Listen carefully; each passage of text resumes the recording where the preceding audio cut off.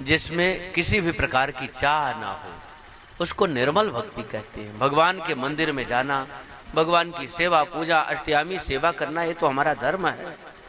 लेकिन भगवान को इतनी बड़ी लिस्ट खोल देना कि उसमें 100 बातें लिखी हुई हो, ये हमारा धर्म नहीं है। कोई भी पिता अपने बच्चों को कष्ट नहीं देना चाहता है, लेकिन कोई फोड़ा पड़ गया है तो फोड़ा को तो माता पिता कड़ा करेजा करके चिरवाते ही हैं। ऐसे ही कोई बहुत बड़ा पाप बन गया है तो ठाकुर जी थोड़ा कष्ट दे करके उस पाप को धुलते हैं। पाप को धुलने के लिए क्या देना पड़ता है? दंड देना पड़ता है।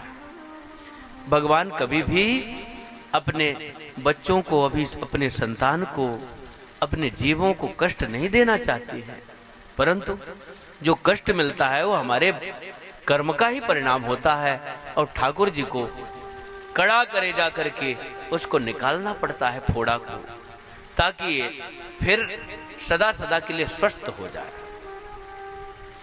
दुख को दूर करने के लिए दुख देते हैं। जैसे सुई लगाते हैं तो कष्ट नहीं होता है, तो सुई क्यों लगाता है डॉक्टर? ताकि दुख ना हो, इसलिए सुई लगाई जाती है। दुख से ही दुख निकलता है, कांटा से कांटा निकलता है। इसी प्रकार से दुख दे करके दुख की आत्यंतिक निवृत्ति हो जाती है। आत्यंतिक दुख की निवृत्ति हो जाती है, सदा सदा के लिए जीव सुखी हो जाता है। इसलिए ठाकुर जी बीच बीच में थोड़ा थोड़ा कष्ट भी देते रहते हैं और सहने की शक्ति भी प्रदान करते रहते हैं। निर्मल भक्ति तो ना चाहने वाली भक्ति है, और मलयुक्त भक्ति जिसमें चाह है, वासना है, उसको मलयुक्त भक्ति कहते हैं, वासना कहते हैं। श्री प्रहलाद जी के साथियों ने कहा कि आप केवल भक्ति की बात करते हो, हम लोग बच्चे हैं, थोड़ा खेलें कूदें, थोड़ा सा मनोरंजन करें, कुछ खेल भी हो। जब से आए बस भक्ति की बात, प्रतिदिन वही 24 घंटा होती है। कुछ खेलना कूदना भी हो, हम लोग बच्चे हैं, हमको सब कुछ चाहिए। प्रहलाद जी ने कहा खेल तो होगा लेकिन मेरे अनुसार होगा। अब खेल चालू होता है। खेल में क्या करते हैं?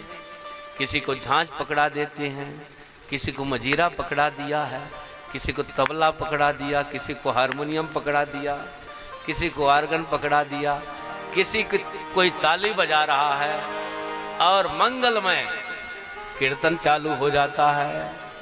इतना मंगलमय कीर्तन चालू होता है जिसका स्वर सारे वातावरण को आनंदित कर रहा है। न उनके गुरुजी रुक पाए, न विद्यार्थी रुक पाए, सब विद्यार्थी झूम झूम करके नाच रहे हैं। गुरुजी पकड़ने के लिए गए, वो भी झूम झूम करके नाचने लग गए।